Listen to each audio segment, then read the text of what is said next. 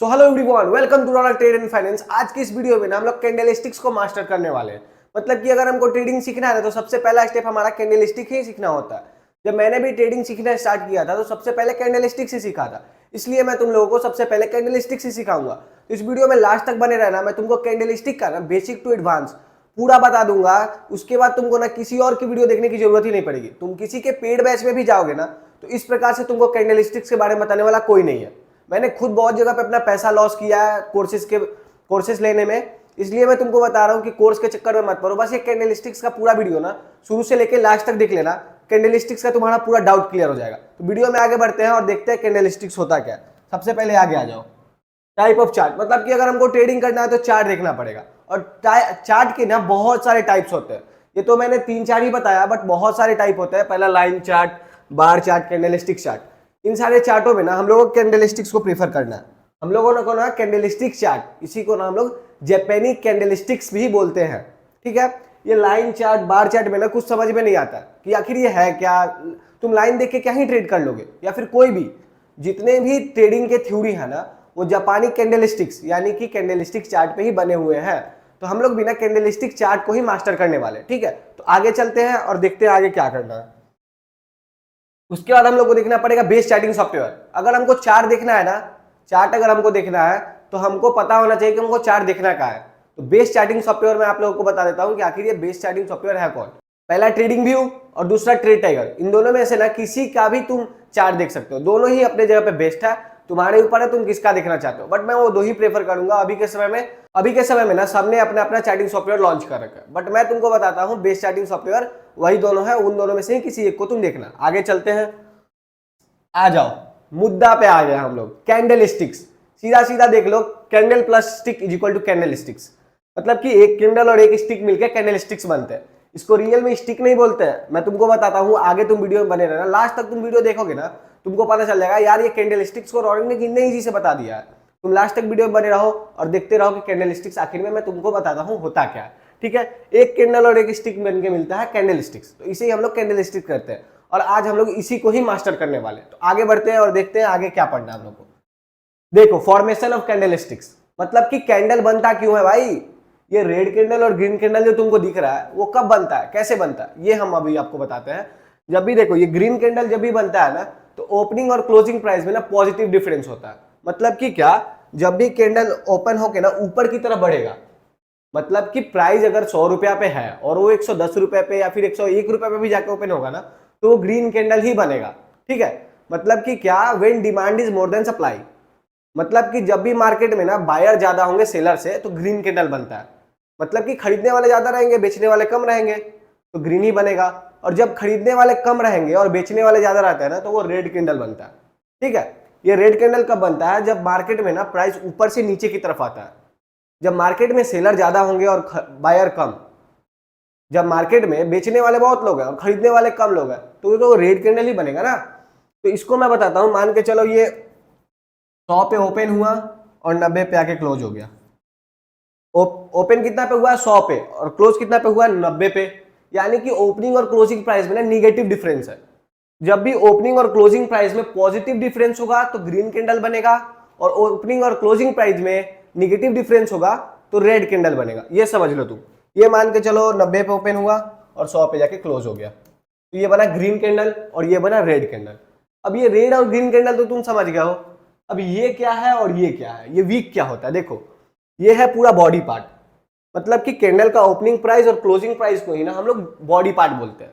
मतलब कि कैंडल यहाँ पे ओपन हुआ है और यहाँ पे जाके क्लोज हुआ है, तो ये दो डंडे क्या निकले हुए हैं, तो इसी को ना हम लोग वीक या शैडो बोलते हैं। इसको हम लोग वीक या शैडो बोलते हैं। ये हमको ये दिखाता है कि मार्केट में यहाँ पे ओपन जरूर हुई है, बट मार्केट ने यहाँ तक यहाँ क्या लो लगाया है। मतलब कि मार्केट ओपन होने के बाद नीचे भी आई है। ये मार्केट ओपन होने के बाद नीचे भी आई है। और ये अपर वीक क्या दिखाता है कि मार्केट ना ओपन होने के बाद ऊपर भी गई हुई है। ये ओपनिंग प्राइस है और ये क्लोजिंग प्राइस है, उसके बीच में तो मार्केट फ्लक्चुएट करता है ना। तो यहाँ पे प्राइस एक बार ना एक बार गया हुआ है और एक बार यहाँ पे लो भी लगाया हुआ है। ठीक है, तो जो ऊपर वाला वीक होता है ना इसको हम लोग अपर वीक बोलते हैं। देख सकते हो तुम लोग, जो ऊपर वाला दोनों वीक है, ग्रीन या रेड कैंडल दोनों में ही, ऊपर वाले वीक को हम लोग ना अपर वीक बोलते हैं और नीचे वाले वीक को ना लोअर वीक बोलते हैं। ठीक है, अब ये लोअर वीक क्या होता है, देखो मैं तुमको कितना बार समझा रहा हूँ, इतना आराम से समझा रहा हूँ ना, आराम से देखो, आराम से सुनोगे सब समझ में आएगा। ओपनिंग और क्लोजिंग प्राइस में निगेटिव डिफरेंस मतलब रेड कैंडल, ओपनिंग और क्लोजिंग प्राइस में पॉजिटिव डिफरेंस मतलब कि ग्रीन कैंडल। देखो अब ये रेड कैंडल का ये जो वीक तुमको दिख रहा है ना, मार्केट ने यहां तक का लो लगाया है, मतलब मार्केट ओपन तो यहां पे हुई है, यहां पे ओपन हुई है, यहां उसका हाई लगाया, मतलब मार्केट एक बार यहां पे भी गई हुई थी, एक बार मार्केट ऊपर भी गई हुई थी, उसके बाद मार्केट यहां तक का लो लगाकर और यहां तक क्लोज हो गई है।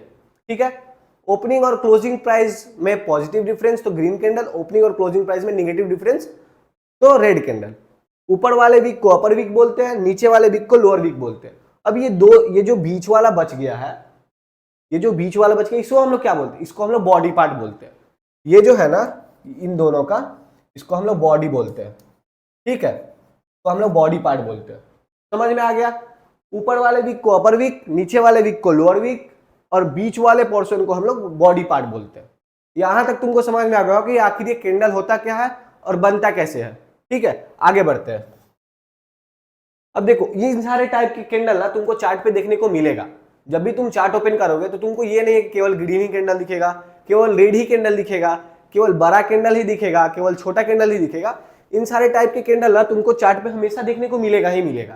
तो जान लो कि ये सारे कैंडल्स होते क्या है। मैं तुमको बताता हूँ आगे कि ये सारे कैंडल होते क्या, और वीडियो में लास्ट तक जरूर बने रहना। मैं कैंडलस्टिक्स का ना पूरा चीज, मतलब कैंडलस्टिक जो भी है ना वो सारा मैं इसी वीडियो में तुमको बता दूंगा, और ज्यादा लंबा वीडियो भी नहीं ले जाऊंगा। तो वीडियो में लास्ट तक बने रहना और देखते रहो कि कैंडलस्टिक में तुमको कितने आराम से समझा देता हूँ।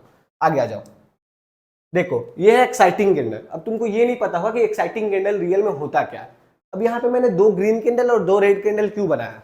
देखो जब भी ओपनिंग और क्लोजिंग प्राइस में पॉजिटिव डिफरेंस होता है तो ग्रीन कैंडल बनता है, और ओपनिंग और क्लोजिंग प्राइस में ना निगेटिव डिफरेंस होता है तो रेड कैंडल बनता है। ये तो हम लोगों ने जान लिया। ये है कैंडल का बॉडी पार्ट, ये है वीक पार्ट। ठीक है, ये है लोअर वीक, ये है अपर वीक। समझ में आ गया ना? उसके बाद हम लोग जानते हैं ये एक्साइटिंग कैंडल है। ये जो है ना एक्साइटिंग कैंडल है, ये चारों है एक्साइटिंग कैंडल है। अब हम लोग जानेंगे एक्साइटिंग कैंडल होता क्या है। देखो जब ये दोनों वीक ना, ये दोनों वीक को मिला के ये बॉडी पार्ट के बराबर भी नहीं होता है ना, तो उसे हम लोग एक्साइटिंग कैंडल बोलते हैं। अब देखो ये बॉडी पार्ट जो है वो दोनों के वीक से बड़ा है या छोटा है? बड़ा है।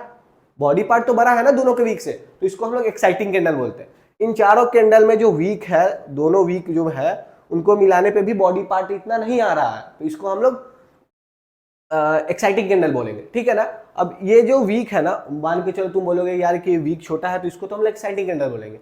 अब ये वीक बड़ा रहेगा बॉडी पार्ट से तो क्या बोलेंगे, तो वो आगे मैं तुमको बताऊंगा, इसीलिए मैं बोल रहा हूँ लास्ट तक बने रहना, वीडियो बहुत इंटरेस्टिंग होने वाला। देखो अब ये जान लो ओपनिंग और क्लोजिंग प्राइस में पॉजिटिव डिफरेंस होगा तो ग्रीन कैंडल, और निगेटिव डिफरेंस होगा तो रेड कैंडल। अब ये जान जाओ कि एक्साइटिंग कैंडल कब बनता है। एक्साइटिंग कैंडल कब बनता है, तो जब बॉडी पार्ट ना दोनों वीक से बड़ा होता है तब एक्साइटिंग कैंडल बनता है। अब एक्साइटिंग कैंडल में भी ना नॉर्मल एक्साइटिंग कैंडल और स्ट्रॉन्ग एक्साइटिंग कैंडल होता है, वो मैं तुमको बताता हूँ इन दोनों में नॉर्मल कौन है और स्ट्रॉन्ग कौन है। देखो कैंडल में ना जब भी ओपनिंग और क्लोजिंग प्राइस में ना बहुत ज्यादा डिफरेंस नहीं होता है, मतलब कम डिफरेंस हो। देखो ग्रीन कैंडल भी बनता है और रेड कैंडल भी बनता है।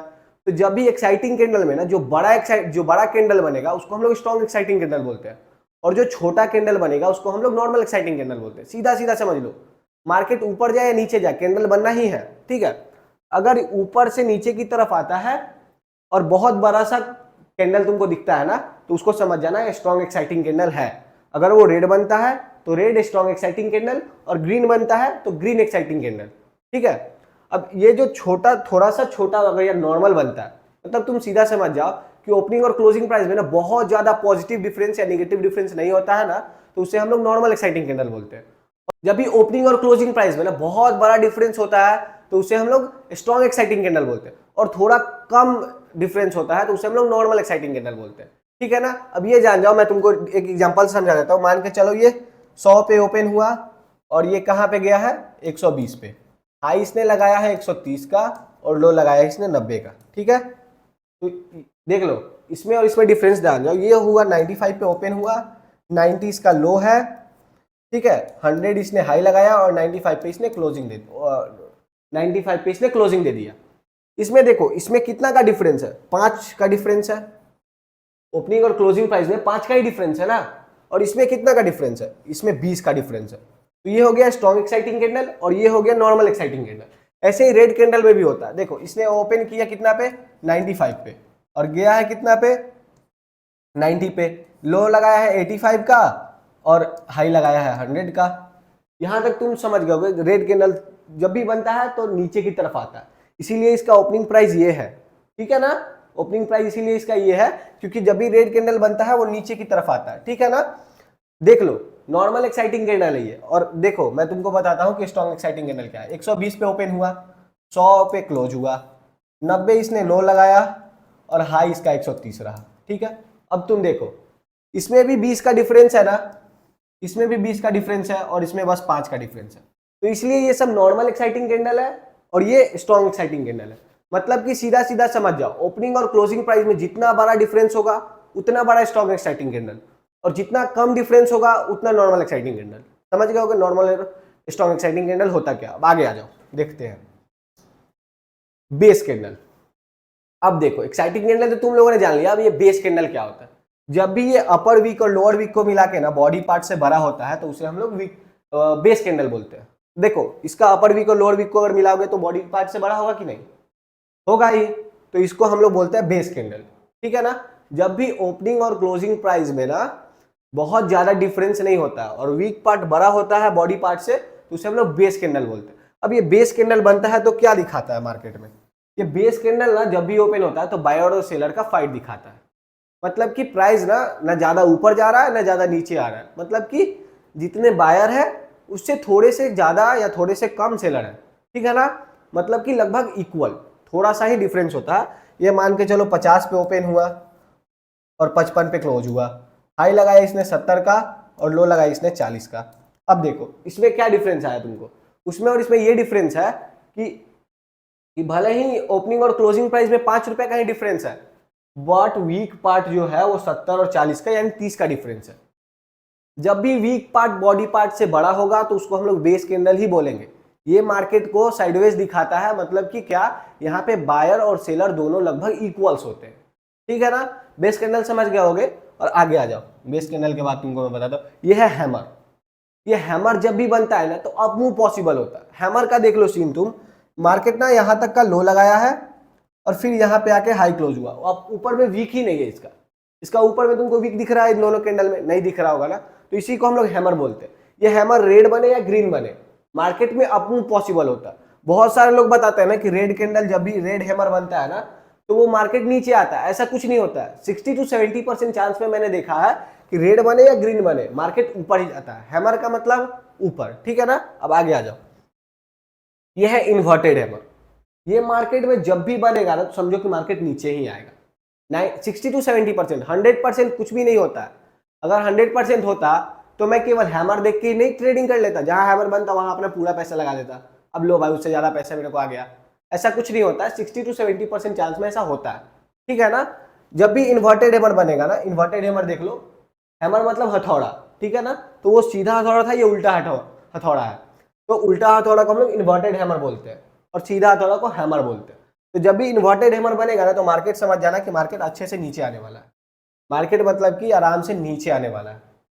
रेड बने या ग्रीन बने, इन्वर्टेड हैमर बनते ही समझ जाना कि मार्केट नीचे आने वाला है। 60 to 70% चांस में, 100% कुछ नहीं होता। आगे आ जाओ। अब डोजी कैंडल, ये डोजी कैंडल क्या दिखाता है, मतलब कि डोजी कैंडल दिखाता है ना कि बायर और सेलर ना लगभग इक्वल्स है। मतलब कि 50 पे ओपन हुआ और 51 पे क्लोज हो गया। ये भले ही तुमको बेस कैंडल दिख रहा होगा, भले ही तुमको बेस कैंडल दिख रहा होगा, बट ये जो है ना, ये डोजी कैंडल है। देखो, बेस कैंडल और डोजी कैंडल में इतना ही डिफरेंस है कि डोजी कैंडल का ना ओपनिंग और क्लोजिंग प्राइस बिल्कुल इतना सा होगा। मतलब कि वो ये दिखाता है कि मार्केट में बायर और सेलर लगभग बिल्कुल इक्वल सी है, ठीक है ना, बिल्कुल इक्वल सी दिखाता है।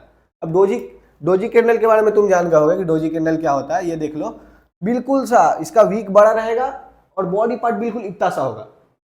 ये मार्केट में ना दिखाता है कि बायर और सेलर ना लगभग इक्वल्स है, मतलब बराबर है। अब आगे आ जाओ, देखो कैंडलस्टिक्स पैटर्न। अब हम लोगों ने कैंडल के बारे में तो जान लिया है। अब मार्केट में बहुत सारे कैंडलस्टिक्स पैटर्न भी होते हैं, बट मैं तुमको सारा कैंडलस्टिक्स पैटर्न तो नहीं बताऊंगा, बट जो रियल में तुमको जानना जरूरी है ना वो सारे कैंडलस्टिक्स पैटर्न मैं तुमको इस वीडियो में बता दूंगा। तो वीडियो में लास्ट तक बने रहना, और अगर वीडियो तुमको अच्छा लगे ना तो लाइक जरूर करना। और अगर तुमको लगता है ना कि ये सीखने से किसी का हेल्प हो जाएगा तो उसको शेयर जरूर कर देना, ठीक है ना, क्योंकि ये कैंडलस्टिक्स है ना, जिसको भी ट्रेडिंग स्टार्ट करना है वो यहीं से स्टार्ट करेगा, कैंडलस्टिक से ही स्टार्ट करेगा। बिना कैंडलस्टिक सीखे कोई ट्रेडिंग नहीं कर सकता। मैं जब खुद ट्रेडिंग स्टार्ट किया था ना तो सबसे पहले कैंडलस्टिक्स ही सीखा था, और कोई भी ट्रेडिंग सीखता है तो सबसे पहले कैंडलस्टिक्स ही सीखता है। बिना कैंडलस्टिक सीखे ना, बिना कैंडलस्टिक सीखे किसी को ट्रेडिंग समझ में नहीं आएगा, ठीक है ना। तो कैंडलस्टिक जो है वो हमारा बेस है, इसके बेसिस पे ही हम लोग टेक्निकल एनालिसिस पूरा इन डेप्थ सीखेंगे, ठीक है ना। तो आगे आ जाओ, कैंडलस्टिक्स पैटर्न। सबसे पहले बुलिश हरामी। अब इसको गाली मत समझना भाई, हरामी का मतलब गाली नहीं है, ये जापानीज वर्ड है, इसका मतलब होता है प्रेग्नेंट लेडी। जापानी लोग ना, उनका लैंग्वेज अलग है, हम लोग का लैंग्वेज अलग है। हम लोग हरामी का मतलब गाली समझते हैं, बट रियल में इसका मतलब गाली नहीं होता है, इसका मतलब होता है प्रेग्नेंट लेडी। अब इसका थ्योरी समझ लेते हैं कि आखिर ये बनता कब है। देखो, first candle should be red and second candle should be green. इसमें पहला कैंडल रेड दिख रहा है तुमको और दूसरा ग्रीन, ये तो दिख रहा होगा ना। First candle should be red and second candle should be green, पहला रेड कैंडल और दूसरा ग्रीन कैंडल, इतना तो तुम लोग समझ गए होगे। उसके बाद आ जाओ, second candle body within the range of first candle and wick should be the within the range of wick.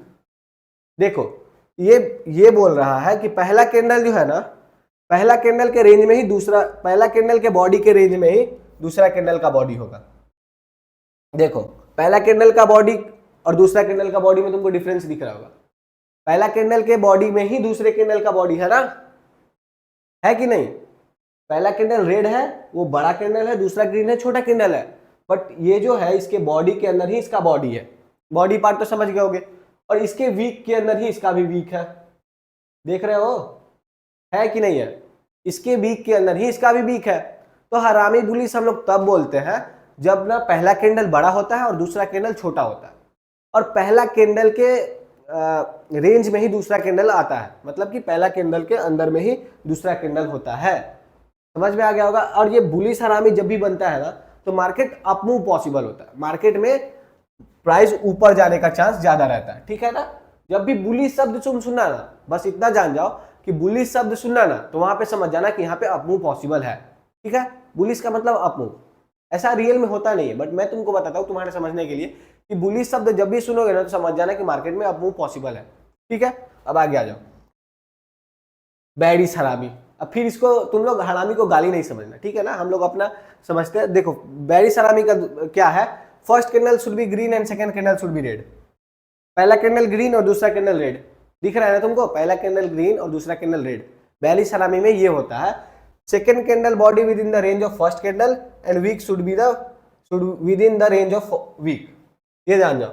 देखो, इसके भी वीक के अंदर में इसका वीक है, इसके वीक के अंदर में अपर और लोअर वीक के अंदर में इसका अपर और लोअर वीक है, इसके बॉडी पार्ट के अंदर में इसका बॉडी पार्ट है।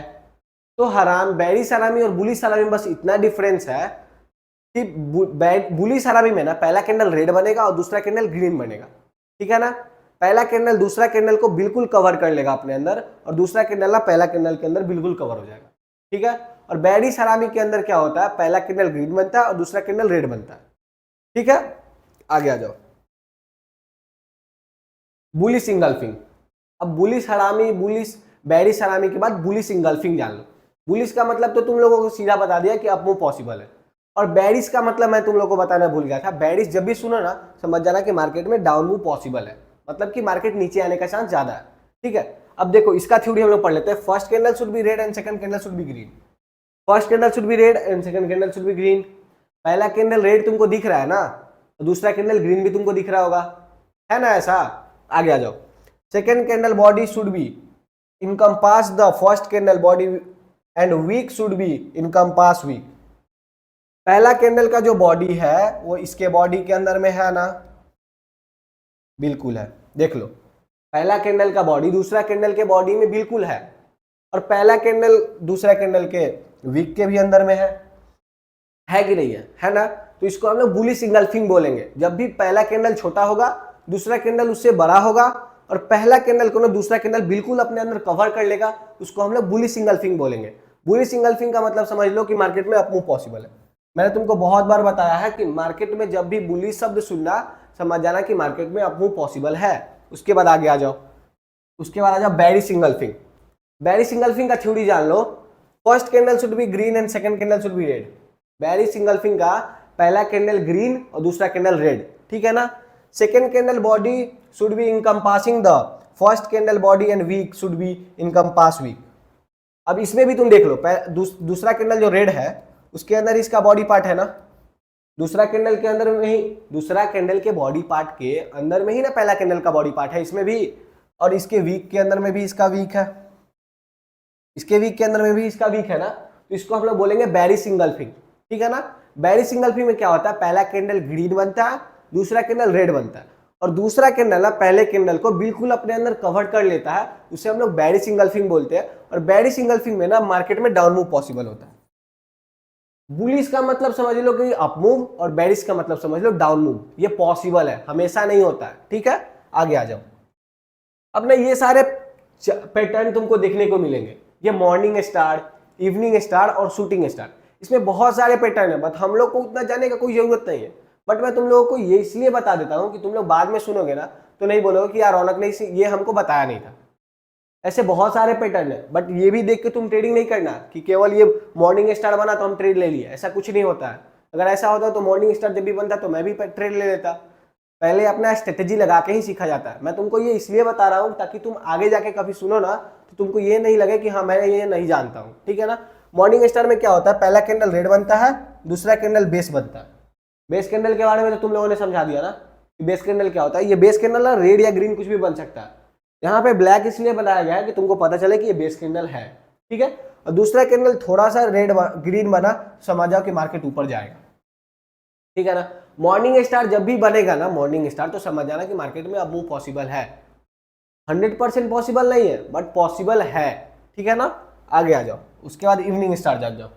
इवनिंग स्टार में क्या होता है, पहला बड़ा कैंडल ग्रीन बनता है, पहला बहुत बड़ा सा ग्रीन कैंडल बनेगा, उसके बाद एक बेस कैंडल बनेगा, ठीक है। बेस कैंडल भी तुम लोगों को दिख रहा होगा। उसके बाद एक रेड कैंडल जब भी बनेगा ना तो ये बहुत नीचे तक जाने का पॉसिबल रहता है।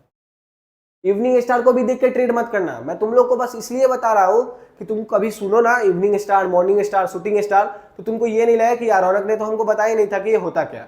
देखो इवनिंग स्टार में ना डाउन मूव पॉसिबल होता है, मतलब कि मार्केट नीचे आने का चांस ज्यादा होता है, ठीक है। आगे आ जाओ। शूटिंग स्टार, शूटिंग स्टार वो होता है ना जो बिल्कुल ट्रेंड को चेंज कर दे। अब तुम लोग को ट्रेंड का मतलब ही नहीं पता होगा कि आखिर ट्रेंड होता क्या, मतलब कि क्या मार्केट ऊपर ऊपर ऊपर जा रहा है, एक शूटिंग स्टार बना और मार्केट धड़ से नीचे। ऐसा भी 100% नहीं होता है, बट मिनिमम मैक्सिमम चांस में ऐसा होता है कि शूटिंग स्टार बनता है तो ट्रेंड चेंज हो जाता है। मतलब कि अगर प्राइस ऊपर जा रहा है तो नीचे आ जाएगा, वैसे ही अगर प्राइस नीचे आ रहा है ना, ऐसे नीचे आ रहा है और यहाँ पे शूटिंग स्टार बनाना तो मार्केट ऊपर जा सकता है। शूटिंग स्टार का सीधा सीधा मतलब समझ लो ना कि जो ट्रेंड को ही चेंज कर देता है। अगर मार्केट ऊपर ऊपर जा रहा है और शूटिंग स्टार बना तो समझ जाओ कि मार्केट धड़ाक से नीचे गिरने वाला है। और शूटिंग स्टार तभी बोलते हैं जब मार्केट ऊपर ऊपर जा रहा, बेस कैंडल बना, नीचे आया, समझ जाओ शूटिंग स्टार। नीचे मार्केट नीचे नीचे आ रहा है, मतलब कि मार्केट बिल्कुल डाउन ट्रेंड में है, एक शूटिंग स्टार बना और मार्केट ऊपर चला गया, उसको हम लोग बोलते हैं शूटिंग स्टार। मतलब कि क्या, शूटिंग स्टार ना ट्रेंड को बिल्कुल चेंज कर देता है। अप ट्रेंड है तो डाउन ट्रेंड में ला देगा, मतलब कि ऊपर जा रहा है ना, एक शूटिंग स्टार बनेगा धड़ाक से नीचे, नीचे आ रहा है एक शूटिंग स्टार बनेगा तुरंत ऊपर चला जाएगा प्राइस, इसी को हम लोग शूटिंग स्टार बोलते हैं। और तुम वीडियो में अगर यहाँ तक हो ना, तुमको कैंडलस्टिक्स के बारे में सब कुछ पता चल गया होगा। ज्यादा लंबा वीडियो भी नहीं है, आराम से वीडियो को अगर तुम देख लियो ना तो आराम से इसका नोट्स भी बना लेना, क्योंकि आगे ना हम लोग candlesticks pattern, support and resistant, trend analysis, sector analysis, ये सारी चीजें हम लोग जानेंगे। मतलब कि क्या, ये तो तुम्हारा फर्स्ट स्टेप था ट्रेडिंग में। अब आगे जो भी चीजें तुमको सीखना है ना वो मैं तुमको बिल्कुल फ्री में सिखा दूंगा। तुम किसी के कोर्स में भी जाओगे तो तुम्हारा पैसा ही बर्बाद होगा, बट तुम कुछ दिन वेट करो। और वेट नहीं करना है ना तो जो टॉपिक मैं बोला हूं ना वो सारे टॉपिक तुम किसी भी चैनल पे जाके देख लो, बट तुम सीखो। पैसा अभी बर्बाद करने से कोई फायदा नहीं है। और अगर वीडियो में यहाँ तक हो ना तो वीडियो को लाइक जरूर करना, और अगर तुमको लगता है कि इस वीडियो से किसी का हेल्प हो जाएगा तो उसको शेयर जरूर करना।